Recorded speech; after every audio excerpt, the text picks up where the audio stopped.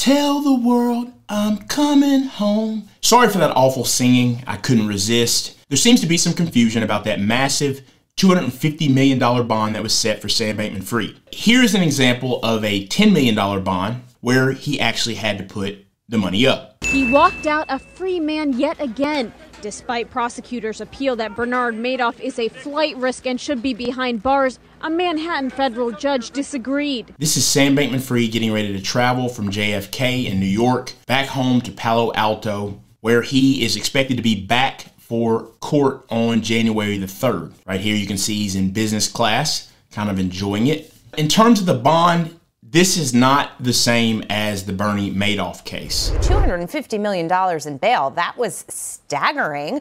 Your thoughts on how they put this package together and some of the parameters that went with it? Yeah, I think it's kind of a sham, Jackie. I mean, you don't say that you have to have $250 million to avoid somebody from fleeing from the charges and then let him leave basically on a signature.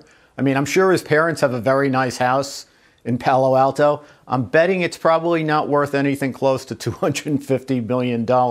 So I think they wanted to make a splash and say, you know, that they got a bail amount that was the biggest bail amount in the history of bail amounts. Though there was a massive amount set, the $250 million bond probably was more for the looks, more like smoke and mirror. The truth of it is the family put up their house, the parents did, in Palo Alto. From what I originally heard is they didn't even put up the whole amount. Now, a $4 million home, obviously that's nowhere close to $250 million. These bonds, typically you put up 10%. And I heard they actually put up $1.7 million of that $4 million home. Either way, even if it is the full value of the home at $4 million, that is a far cry. Now, the stipulations. The judge granted bail. Bankman-Fried would need to post a $250 million bond, what prosecutors called the largest pretrial bond ever. He'll live in Palo Alto, California at his parents' home, must wear an electronic monitoring bracelet, and surrender his passport. In allowing his release, the judge and prosecutors weighed that Bankman-Fried decided not to fight the extradition,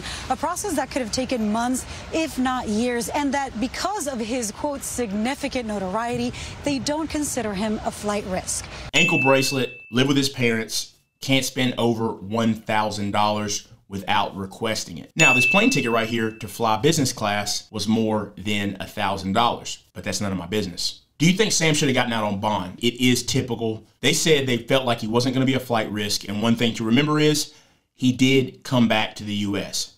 So he didn't try to fight extradition, so I suspect they worked that out ahead of time. If you're not going to give us bond, well, then we're going to fight extradition. So that's probably got a lot to do with it. I do not think he's going to run. Do you think that he got special privileges? Because obviously there are a lot of other people who have done less in terms of crimes that are not able to leave. They have to sit there until the trial. But what's your thoughts on it?